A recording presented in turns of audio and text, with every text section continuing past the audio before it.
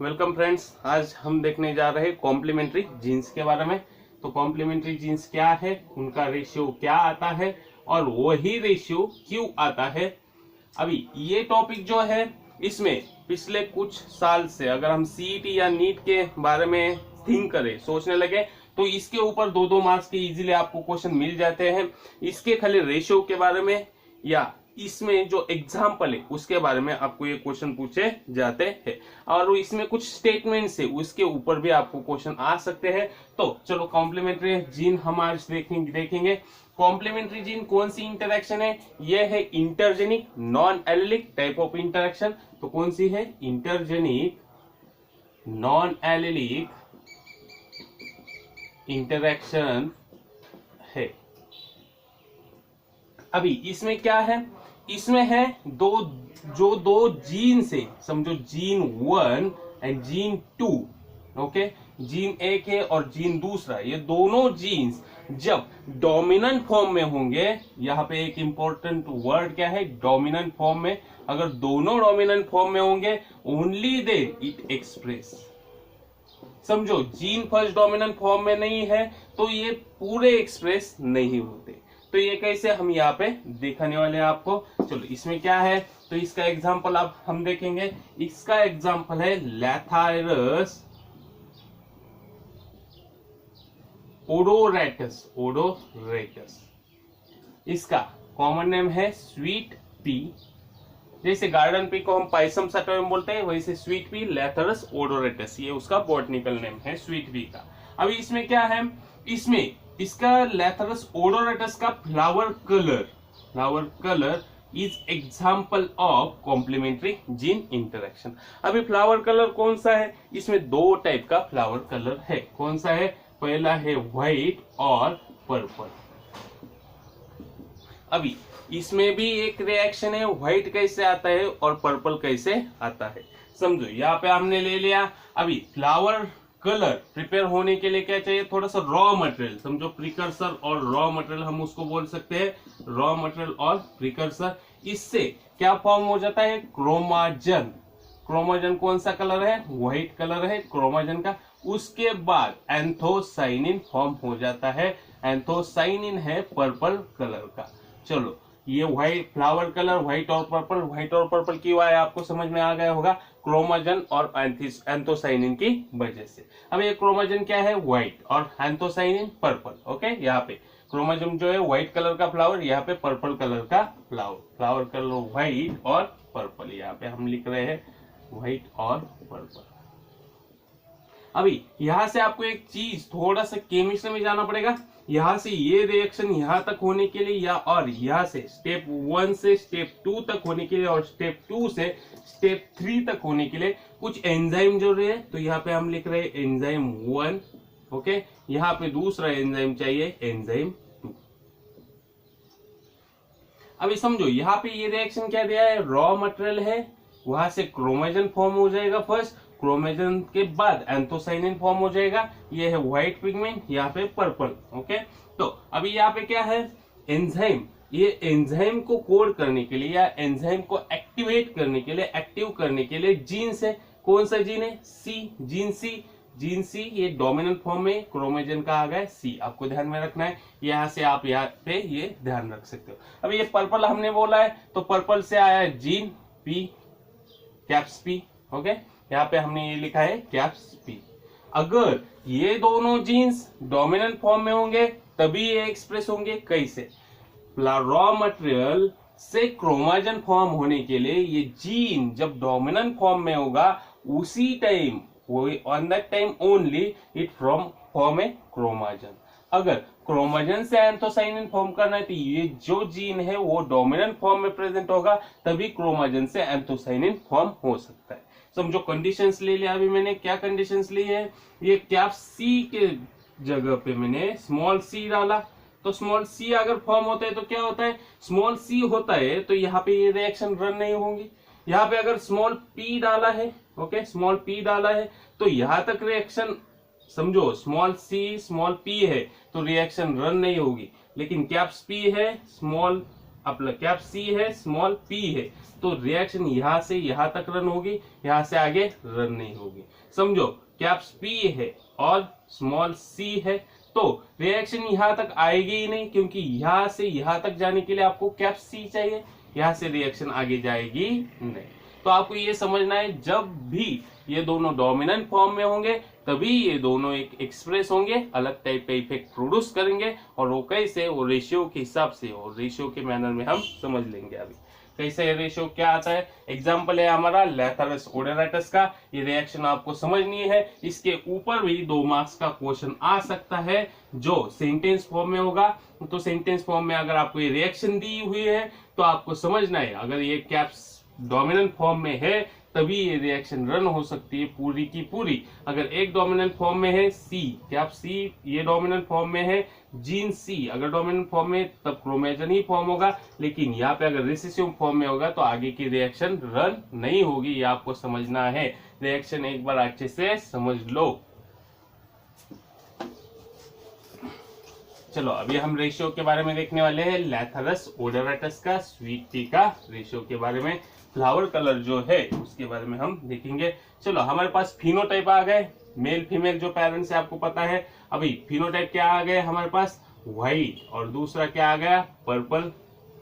अभी पर्पल और white, okay, दोनों फिनोटाइप हमारे पास आ गए। ऐसे भी लिख सकते हैं आप, पर्पल और व्हाइट।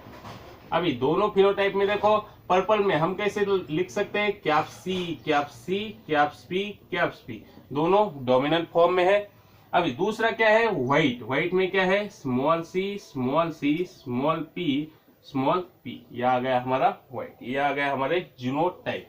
अभी इसके गैमेट हम निकल रहे हैं, कैप सी कैप्स पी, ये आ गया इसके गैमेट्स निकल रहे हैं। इसके गैमेट्स क्या आएंगे, स्मॉल सी स्मॉल पी, आ गए इसके गैमेट्स। अभी ये फोन क्या आ गया हमारा, first filial generation, cap C caps P small P, यह आ गया आपका F1 जनरेशन। जैसे कि हमने आपको बोला है दोनों डोमिनेंट फॉर्म में होंगे तो क्या है, पर्पल।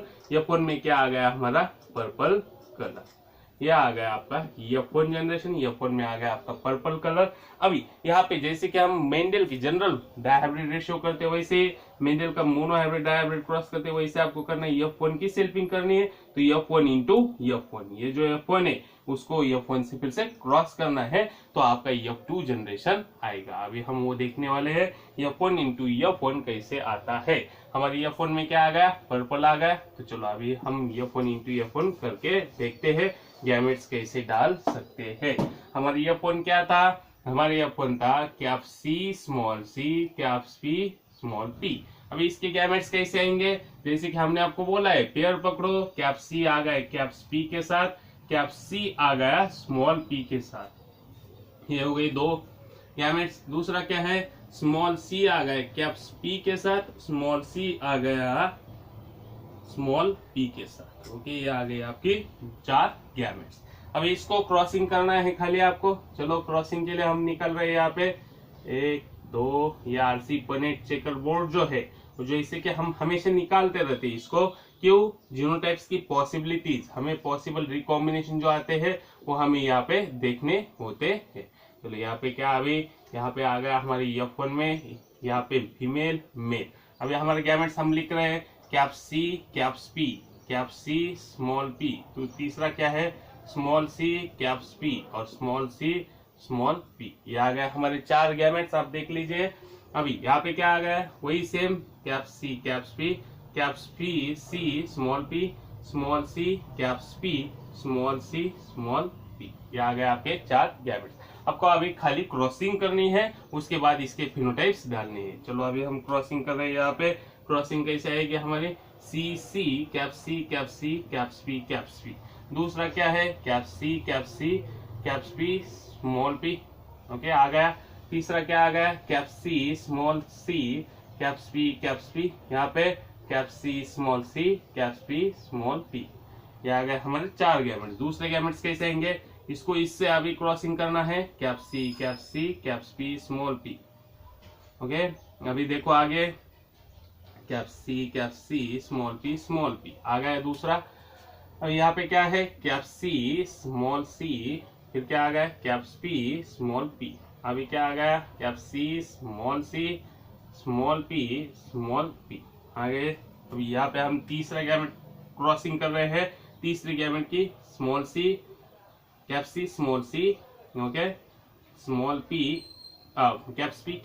यहाँ पे आगे यहाँ पे हम डाल रहे हैं सी पी, यहाँ पे आ गया पी। अब यहाँ पे सी कैप्स पी, यहाँ पे क्या आ गया, small C caps P small P, okay आ गया। अभी चौथा फाइनल गैमेट कैसे आ गया अभी हमारे, चलो तो इसको इससे एक साथ क्या क्रॉस कर रहा है अभी, caps P small P, okay ये आ गया।